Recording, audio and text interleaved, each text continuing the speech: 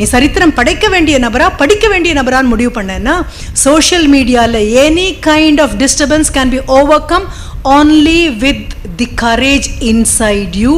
உன்னுடைய பிரச்சனைக்கு எங்கிட்ட விடை இருக்குன்னு சொல்லலை.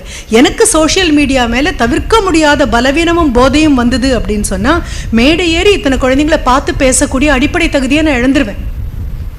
என்னால் நான் கூடாதுன்னு ஒதுக்குற சக்தி எனக்கு வேணும். மனிதனால் கண்டுபிடிக்கப்பட்ட ஒன்றுக்கு நான் அடிமையாவேன் அப்படின்னா நான் எவ்வளோ பலவீனமான நபர்னா. இங்கே தான் இருக்குது. எங்கே தொலைச்சியோ அங்கே தேடு தங்கமே. தொலைச்சது மனதுக்குள்ளே தானே, உள்ளுக்குள்ளே தொலைச்சிட்டு வெளியில் எப்படி தேடுறது? சோஷியல் மீடியாங்கிறது கவனச்சிதறல் தான். என் கையில் ஒரு கிளட்ச் வச்சுருக்கேன், அதில் என்னுடைய மொபைல் ஃபோன் கிடையாது. சரியா? இந்த ஒரு 1.5 மணி நேரம் 2 மணி நேரம் இந்த குழந்தைகளோட நான் பேச போகிறேன் அப்படிங்கிறதுக்கு முன்னாலேயே என் கையில் இருக்க மொபைலை நான் கொடுத்துருவேன். கற்பு அப்படின்னு நம்ம சொல்லக்கூடியதுக்கு ஒரே ஒரு பொருள் தான் இருக்குது, நேர்மை அப்படிங்கிற ஒரு பொருள். மன உறுதி வெளியிலேருந்து யாரும் கொடுக்க மாட்டாங்க. இங்கே தான் இருக்குது. எங்கே தொலைச்சியோ அங்கே தேடு தங்கமே. தொலைச்சது மனதுக்குள்ளே தானே, உள்ளுக்குள்ளே தொலைச்சிட்டு வெளியில் எப்படி தேடுறது? சோஷியல் மீடியா வெளியில் தான் இருக்குது, இல்லைன்னு சொல்லவே இல்லையே. ஆனால் இதே வகுப்பில் சோஷியல் மீடியா பக்கம் போகாத குழந்தைங்களும் கண்டிப்பாக இருப்பாங்க. எது முக்கியம்னு நம்ம முடிவு பண்ணிடலாம். ஒரு ராஜா தன்னுடைய பையனை 3 வயதாக இருக்கும்போதே ஊருக்கு வெளியில் இருக்கக்கூடிய ஆசிரமத்தில் கொண்டு வந்து விட்டுட்டார். அங்கே யாரெல்லாமோ படிச்சுட்டு இருக்காங்க. இந்த குழந்தைக்கு தான் ராஜாவுடைய குழந்தைன்னு கூட தெரியாத அளவுக்கு அந்த குழந்தை படிச்சுட்டு இருக்கான். ஒரு 16 வயசு ஆகும்போது ஒரு நாள் மதியம் அங்கே எல்லா வயது குழந்தைங்களும் இருக்குது. இந்த பையன் மட்டும் எழுந்துச்சு அவர்கிட்ட ஆசிரியர்கிட்ட கேட்குறான். ஆசிரியருடைய மனைவி தான் அங்கே சமைக்கக்கூடிய பெண்மணி. இன்னைக்கு மத்தியானம் சாப்பாடு ரொம்ப கசப்பாக இருந்தது, மதிய உணவு. அப்படியா? உன் படிப்பு முடிஞ்சது, நீ கிளம்பலாம் அப்படின்னு சொல்கிறார். முகம் இவ்வளோண்டாயிடுது.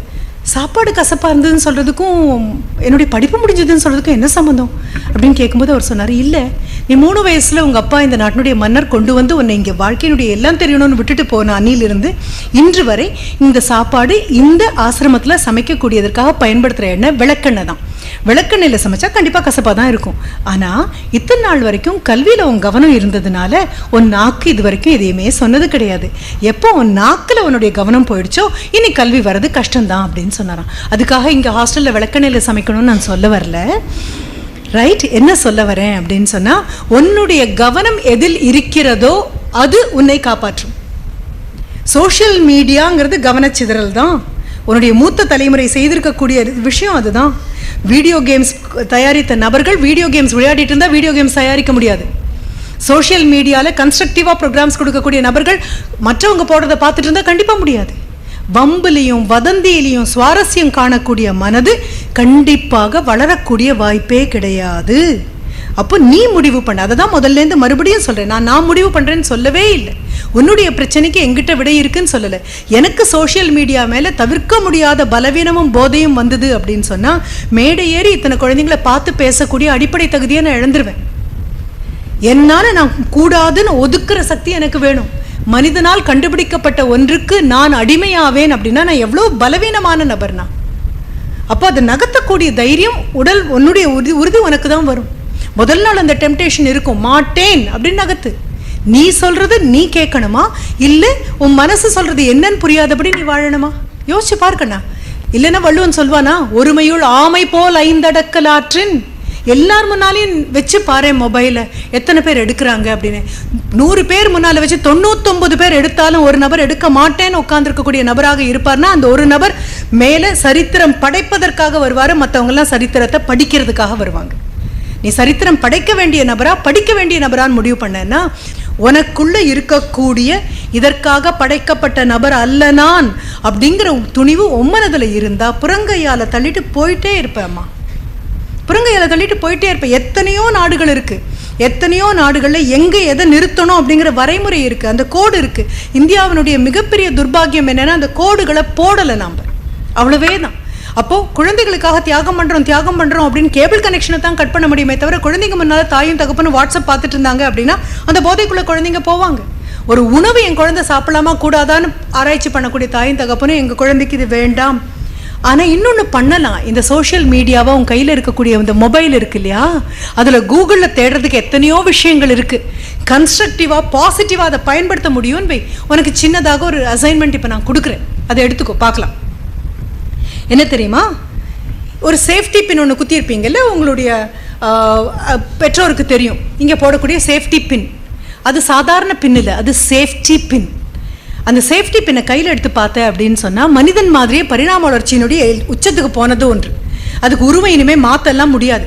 அது பிளாட்டினமில் பண்ணலாம், கோல்டில் பண்ணலாம், ஆனாலும் அந்த ஷேப் அதை விட்டு மாறாது. அது எப்போ கண்டுபிடிக்கப்படுதுன்னு தெரியுமா? 1847 கண்டுபிடிக்கப்பட்டு 48 பேட்டன்ட் வாங்கின ஒன்று. ரைட்? வால்டர் ஹண்ட் அப்படிங்கிற ஒரு மெக்கானிக் கண்டுபிடிச்சது. அதை எடுத்து பாரு, அதனுடைய ஷேப், கீழே இருக்கக்கூடிய பேசிக் ஃபிசிக்ஸ், கீழே இருக்கக்கூடிய ஸ்ப்ரிங் கொஞ்சம் மாறி போச்சுன்னா போய் இது இதில் மாட்டாது.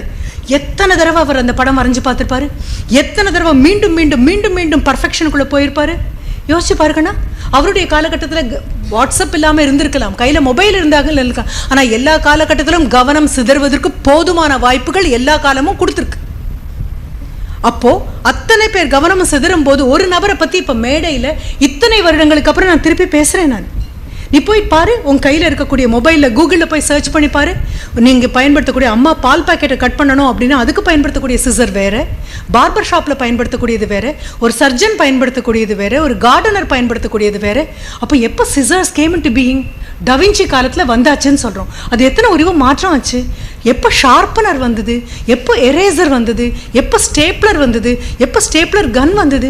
யாரோ ஒருத்தர் உனக்காகவும் எனக்காகவும் மனதை பண்படுத்தி பண்படுத்தி தேடி தேடி ஊரே தூங்கும் போது விழித்திருந்து எதையோ கண்டுபிடிச்சு சாதாரண நபரின் வாழ்க்கை தரத்தை உயர்த்தி மேலே கொண்டு போகிறாங்கன்னா அவங்க காலத்தில் கவனச்சிதறல் இல்லையா? எல்லா காலத்துலேயும் கவனச்சிதறல் இருக்கும். ஆனால் அதை தாண்டக்கூடிய வல்லமையே உனக்கு கொடுக்க வேண்டியது உன்னுடைய கல்வி.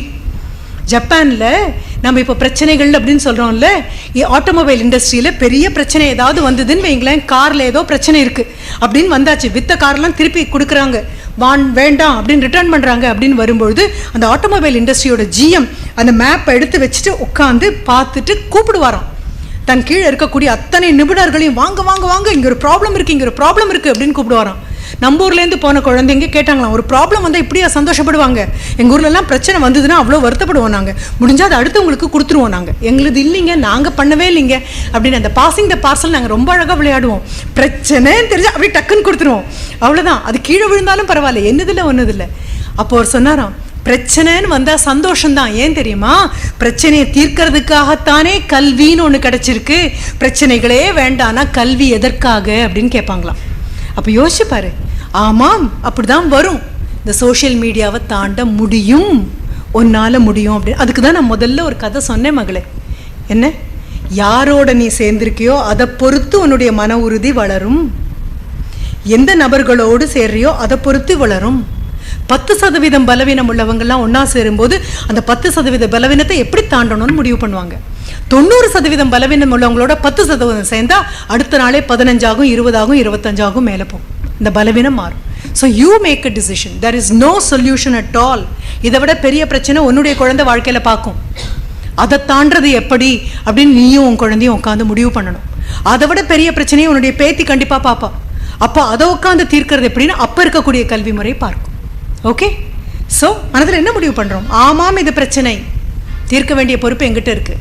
என் கையை திறந்து உள்ளே வந்து உட்காந்து என்னை பாருன்னு சோஷியல் மீடியா கேட்கலையே அம்மா, சொல்லு பார்க்கலாம். உள்ளங்கையில் வந்து உட்காந்து உன்னை பார்க்காம விடவே மாட்டேன் நான் அப்படின்னு உன் தாடியை பிடிச்சி கெஞ்சிச்சா என்ன? என்னுடைய பலவீனம் சொல்லுவாங்க தெரியுமா, வாலி எதிரில் நிற்கிறவங்களுக்கு பாதி பலம் வாலிக்கிட்டேருந்து போயிடுமா. எவ்வளோ அழகான கதை. பிரச்சனை வாலிக்கிட்டியா எதிரில் நிற்கிறவங்கிட்டியா? எதிரில் நிற்கிறவனுக்கு என் முன்னால் வாலி இருக்கான், என் பாதி பலம் போயிருங்கிற என்னுடைய பயம் வாலியின் பலம். அப்போது சோஷியல் மீடியா என்னை எடுத்துகிட்டு போயிரும்பா, நான் அப்படியே கூட்டிகிட்டு போயிடும், நான் காணாமையே போயிடுவேன் அப்படிங்கிற உன்னுடைய பயம் சோஷியல் மீடியாவின் பலம். நீ தான் உறுதியாக நிற்கணும். எங்கள் காலத்தில் சொல்லுவோம், 6 மணிக்கு அப்புறம் வெளியில் போகாத, பிள்ளை பிடிக்கிறவன் வருவான், பிச்சைக்காரன் தூக்கிட்டு போயிடுவான், மாயாஜாலக்காரன் வருவான் அப்படின்னு. இப்போ யாரும் வரல, எல்லாம் வீட்டுக்குள்ளேயே வந்துட்டாங்க. ஒன்று எங்கள் வீட்டு டிவி, இன்னொன்று அதில் இருக்கக்கூடிய வேணும் வேண்டாம், குழந்தைங்க பார்க்கலாமா பார்க்கக்கூடாத, எதை பற்றியும் இல்லாமல் குப்பையாக கொண்டு வந்து கொட்டுவோம். குடும்பமே உட்காந்து பார்க்கும். அவ்வளோ பலவீனம். அடுத்தது கையில் இருக்கக்கூடியது, தாண்ட வேண்டியது உன்னுடையது. Science is a double edged weapon. நீ எப்படி பயன்படுத்துகிறேங்கிறத பொறுத்தது அது. ஓகே? உன்னுடைய பிரச்சனைக்கு மந்திரம் உன் கையில் இருக்குது. கையில் வெண்ணெயை வச்சுட்டு நெய் கலையிறதுன்னு சொல்லுவோம்.